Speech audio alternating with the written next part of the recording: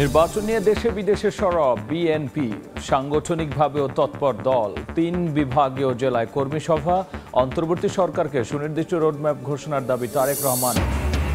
ডেঙ্গুতে আক্রান্ত হয়ে একদিনে 7 জনের মৃত্যু। চলতি মৌসুমে একদিনে সর্বোচ্চ প্রাণহানি, আক্রান্ত 860 জন। অশনি সংকেত হিসেবে দেখছেন বিশেষজ্ঞরা। উজানের ঢলে বিপদসীমা ছুঁই ছুঁই তিস্তার পানি, প্লাবিত রংপুরের নিম্নাঞ্চল, কুড়িগ্রাম লালমনিরহাট ও তলিয়ে বিভিন্ন এলাকা, দুর্ভোগে লাখো মানুষ। রাঘব বোয়ালদের পাচারের অর্থ দেশে ফেরানোর তোড়জোড়, প্রক্রিয়া জটিল হলেও অসম্ভব নয় মত আইনজীবীর। দুর্নীতির সম্পদের হদিস পেলেই পাসপোর্ট বাতিলের পরামর্শ।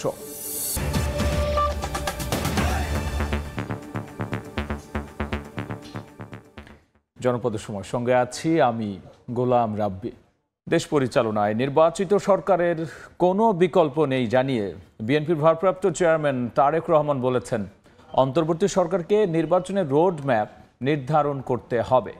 ঝিনাইদহে দলটির সমাবেশে ভার্চুয়ালি যোগ দিয়ে তিনি এমন মন্তব্য করেন। এদিকে প্রয়োজনীয় রাষ্ট্র সংস্কার করে দ্রুত নির্বাচনের ব্যবস্থা করতে অন্তর্বর্তী সরকারকে আহ্বান জানিয়েছেন দলের মহাসচিব মির্জা ফখরুল ইসলাম আলমগীর।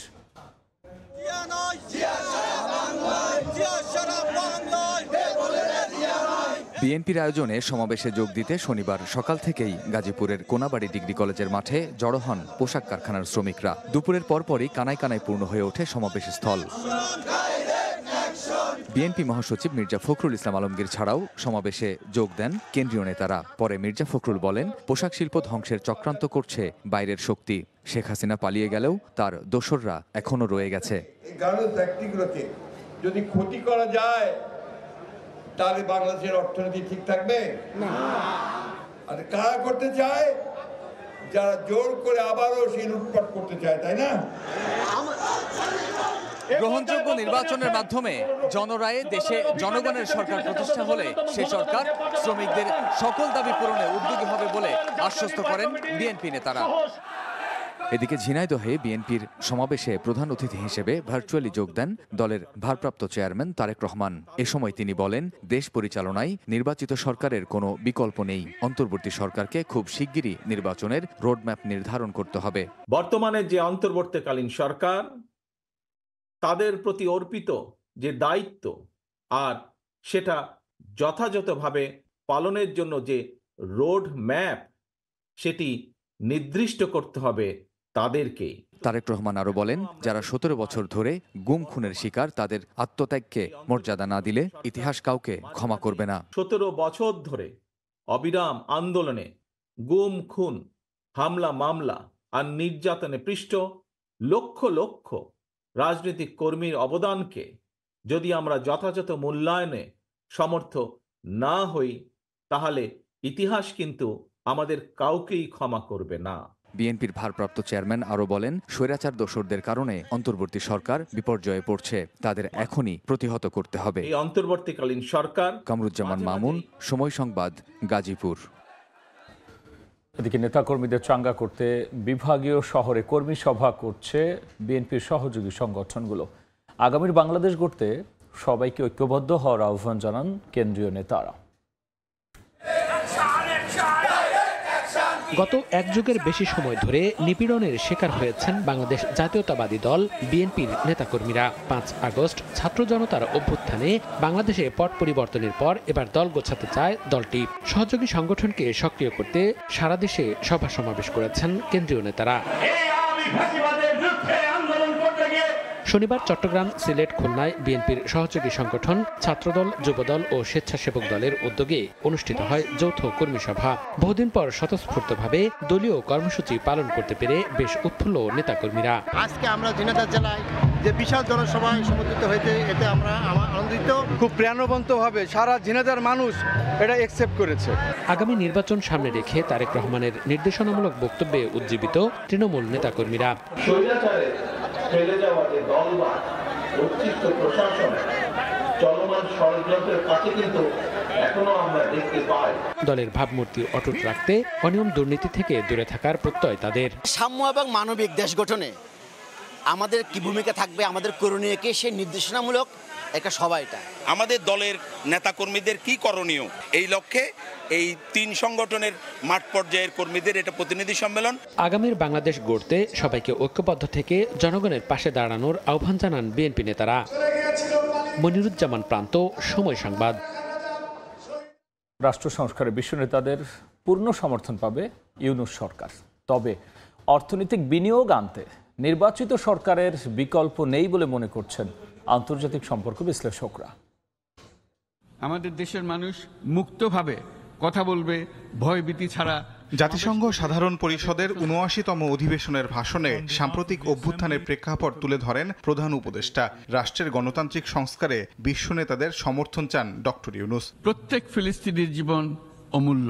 বিশ্লেষকরা বলছেন, রাষ্ট্র সংস্কারে ইউনূস সরকারকে আন্তর্জাতিক মহল সম্পূর্ণ সহায়তা করবে, তবে অর্থনৈতিক ক্ষেত্রে বিশেষ করে বিনিয়োগকারীদের আকৃষ্ট করতে নির্বাচিত সরকারের বিকল্প নেই। রাজনৈতিক যেই অ্যাকসেপ্টেন্স সেটা বড় আকারই আছে, অর্থনৈতিক কাঠামোটা যেটা আছে সেখানে স্বাভাবিকভাবে অনেক রাষ্ট্রই বা অনেক ইনভেস্টররা অপেক্ষা করবে, স্টেবিলিটির জন্য অপেক্ষা করবে। স্বাভাবিকভাবে তারা নির্বাচিত একটা সরকার চাইবে। জাতিসংঘে ভাষণে গাজা ইস্যুতে পশ্চিমাদের ভূমিকার সমালোচনা করেন ডক্টর ইউনূস। বিশ্লেষকরা বলছেন, ফিলিস্তিনের সঙ্গে বাংলাদেশের জনগণের আত্মিক সম্পর্ক রয়েছে, ফলে কোনো সরকারেরই তা উপেক্ষা করার সুযোগ নেই। গাজার ব্যাপারে, প্যালেস্তাইনের ব্যাপারে যে কোনো সরকারই থাকুক না কেন, কোনোভাবেই সম্ভব না অন্য কিছু বলা বা অন্য কোনো সিদ্ধান্ত নেওয়া, কারণ গাজার প্যালেস্তাইনের জনগণের সাথে বাংলাদেশের জনগণের একটা আত্মিক সম্পর্ক আছে। রোহিঙ্গা সংকট সমাধানে আন্তর্জাতিক মহলের সহযোগিতা অব্যাহত রাখার আহ্বান জানিয়েছেন ডক্টর ইউনূস। তবে গত কয়েক বছরে রোহিঙ্গাদের জন্য বিদেশিদের দেয়া অর্থ কমছে।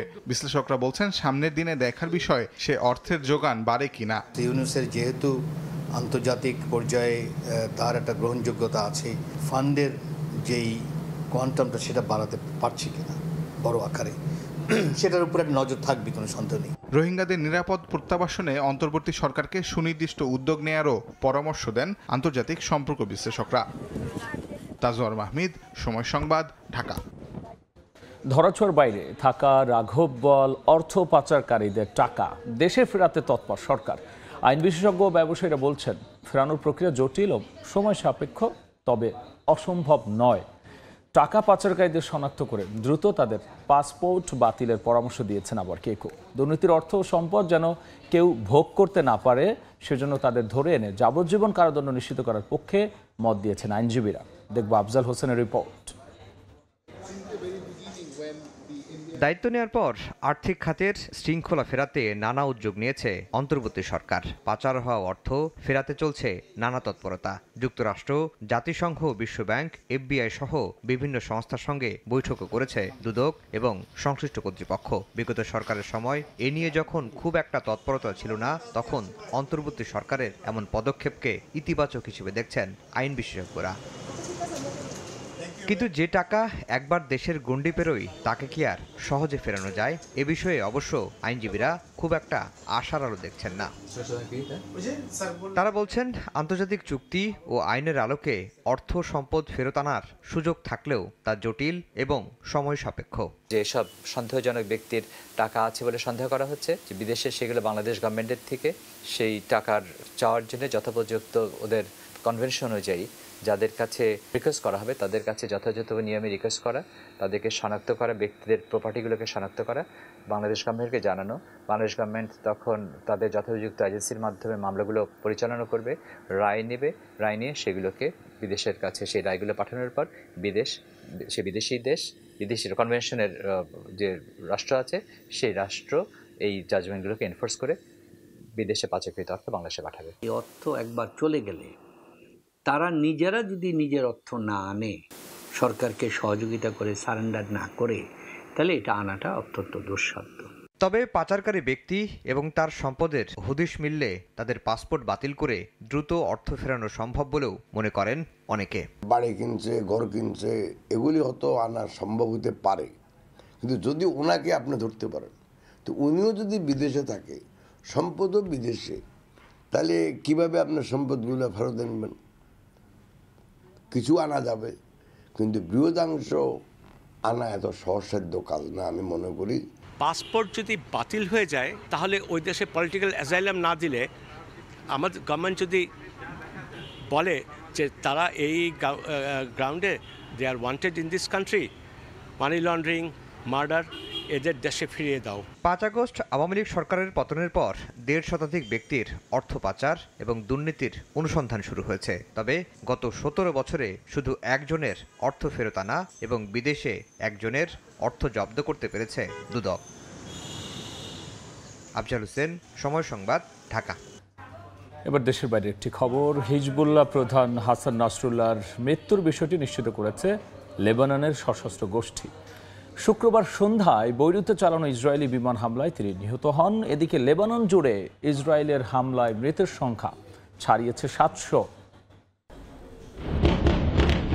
ধীরে ধীরে নিজেদের লক্ষ্য পূরণে এগিয়ে যাচ্ছে ইসরায়েল।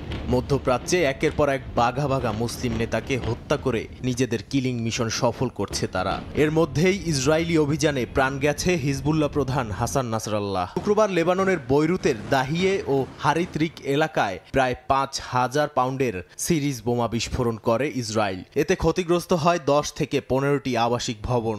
ধারণা করা হয় এ হামলায় ইসরায়েলের মূল লক্ষ্য ছিলেন হিজবুল্লাহ প্রধান নাসরাল্লাহ। পাশাপাশি রাতভর বিভিন্ন শহরে চলে গোলা নিক্ষেপ। সন্ধ্যা থেকে রাতভর হিজবুল্লাহর ঘাঁটি লক্ষ্য করে 140টিরও বেশি রকেট ও ক্ষেপণাস্ত্র হামলা করা হয়েছে বলে জানায় ইসরায়েল। শনিবার ইসরায়েলের সামরিক বাহিনীর এক্স অ্যাকাউন্টে শেয়ার করা এক বিবৃতিতে বলা হয়, হাসান নাসরাল্লাহ আর বিশ্বে সন্ত্রাসবাদ সৃষ্টি করতে পারবেন না। জানানো হয় তাদের অভিযানে হাসান নাসরাল্লাহ ছাড়াও নিহত হয়েছেন হিজবুল্লাহর দক্ষিণ ফ্রন্টের কমান্ডার। প্রথমে কিছু না জানালেও পরে হাসান নাসরাল্লাহর মৃত্যুর বিষয়টি নিশ্চিত করে হিজবুল্লাহ। নাদিম মারজান, সময় সংবাদ। চলতি মৌসুমে ডেঙ্গু আক্রান্ত হয়ে সর্বোচ্চ 7 জনের মৃত্যু হয়েছে। আক্রান্ত হয়ে হাসপাতালে ভর্তি হয়েছে আরও 860 জন। সন্ধ্যায় স্বাস্থ্য দপ্তর বিজ্ঞপ্তিতে তথ্য জানায়, চলতি বছরে এখনো পর্যন্ত ডেঙ্গুতে মারা গেছে 150 জন। এর মধ্যে সেপ্টেম্বরেই মৃত্যু হয়েছে 67 জনের। এখনো পর্যন্ত হাসপাতালে ভর্তি রয়েছে 28,565 জন।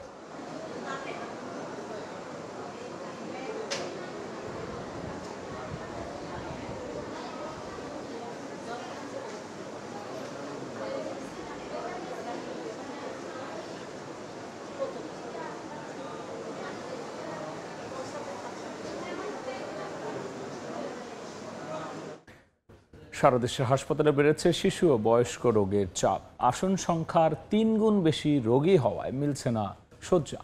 আবহাওয়া পরিবর্তন বিভিন্ন জেলায় দেখা দিয়েছে ডায়রিয়া, নিউমোনিয়ার প্রকোপ, সেই সঙ্গে বাড়ছে ডেঙ্গু আক্রান্তের সংখ্যাও। হঠাৎ করে রোগীর চাপ বেড়ে যাওয়ায় সেবা দিতে হিমশিম খাচ্ছেন চিকিৎসকরা। কখনো রোদ তো কখনো বৃষ্টি। গত কয়েকদিন ধরে আবহাওয়ার তারতম্যে নানা রোগে আক্রান্ত হচ্ছেন নানা বয়সী মানুষ। মাদারীপুর সদর হাসপাতালে বেড়েছে ডায়রিয়া, নিউমোনিয়া, হাঁপানি রোগীর সংখ্যা। সঙ্গে পাল্লা দিয়ে বেড়েছে শ্বাসকষ্ট, জ্বর, বুকে ব্যথা সহ নানা রোগে আক্রান্তের হার। প্রতিদিন গড়ে হাসপাতালে ভর্তি হচ্ছেন শতাধিক রোগী, যার অধিকাংশই শিশু ও বৃদ্ধ।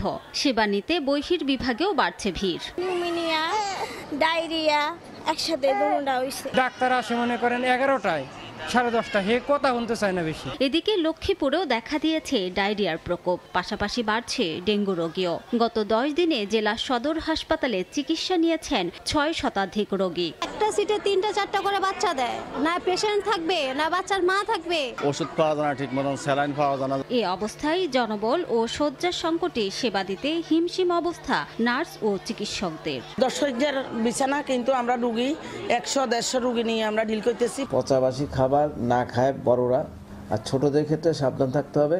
আবহাওয়া পরিবর্তনের এই সময়ে শিশু ও বয়স্কদের প্রতি বাড়তি যত্ন নেওয়ার পরামর্শ চিকিৎসকদের। রিমু সিদ্দিক, সময় সংবাদ। জনপদের সময় আরও থাকছে।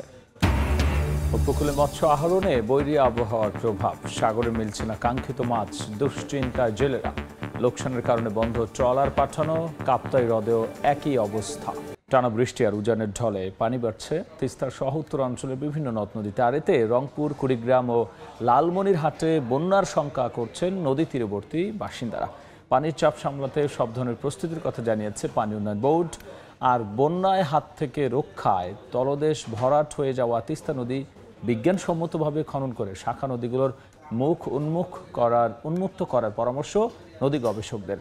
শাকিল মাহমুদের ক্যামেরায় রেদওয়ান হিমেলের রিপোর্ট। পানিতে টইটুম্বুর বাড়ির উঠানসহ চারপাশ, ঘরের ভেতরে ঢুকছে উজানের ঢল ও বৃষ্টির পানি। তার মধ্যেই চুলায় রান্না বসিয়েছেন রংপুরের গঙ্গাচড়ার দুলালী বেগম। আলাপে জানালেন শঙ্কার কথা, আরেকটু পানি বাড়লে হয়তো খাবার তৈরির উপায়ও আর থাকবে না। কাল থেকে ভাত আনি নাই, ভাত ছড়াইনো আলদা চুলে তুলি অন্যের উপর তুলি ভাত ছড়াইনো। বৃষ্টি আর উজানের ঢলে পানি বৃদ্ধি অব্যাহত আছে রংপুর, নীলফামারী, লালমনিরহাট, কুড়িগ্রাম ও গাইবান্ধা জেলার সব নদ নদীতে। এতে নিম্ন অঞ্চল প্লাবিত হয়ে ভাঙনের ঝুঁকির মুখে পড়েছে বসতবাড়ি ও রাস্তাঘাট। একই সঙ্গে ফসলি জমিতে পানি ওঠায় নষ্ট হচ্ছে আগাম শীতকালীন শাকসবজি ও বীজতলা সহ বিভিন্ন ফসল। আমাদের পাকা ধান ডুবে যাওয়া নিচ্ছে, ভাসে যাওয়া নিচ্ছে, বাড়ি বাড়ি পানি উঠছে।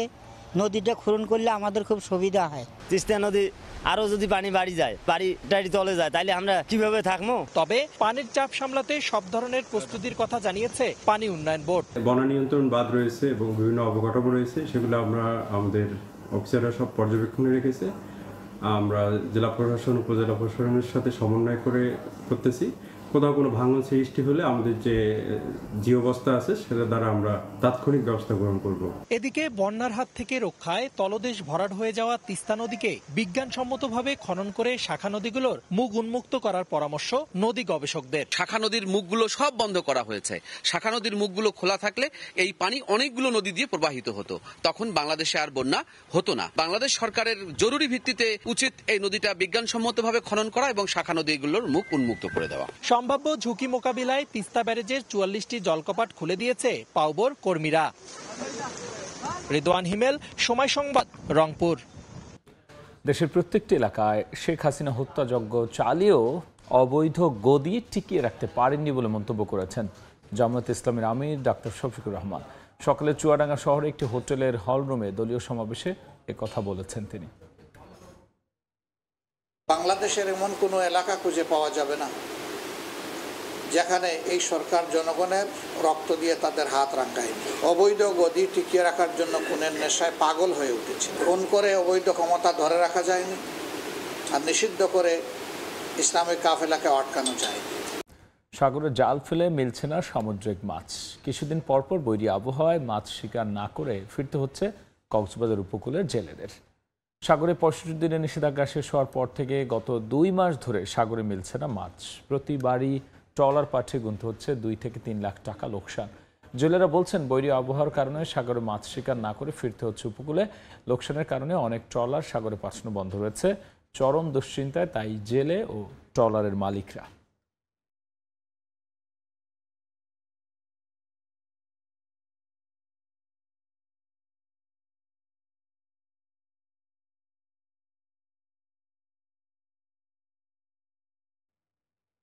জনপদের সময় শীর্ষ সংবাদ জানিয়ে দিচ্ছি আরও একবার। নির্বাচন নিয়ে দেশে বিদেশে সরব বিএনপি, সাংগঠনিকভাবেও তৎপর দল। 3 বিভাগীয় জেলায় কর্মী সভা। অন্তর্বর্তী সরকারকে সুনির্দিষ্ট রোডম্যাপ ঘোষণার দাবি তারেক রহমানের। ডেঙ্গুতে আক্রান্ত হয়ে একদিনে 7 জনের মৃত্যু। চলতি মৌসুমে একদিনে সর্বোচ্চ প্রাণহানি, আক্রান্ত 860 জন। অশনির সংকেত হিসেবে দেখছেন বিশেষজ্ঞরা।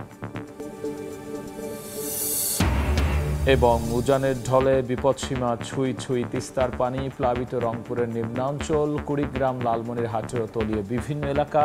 দুর্ভোগে লাখো মানুষ।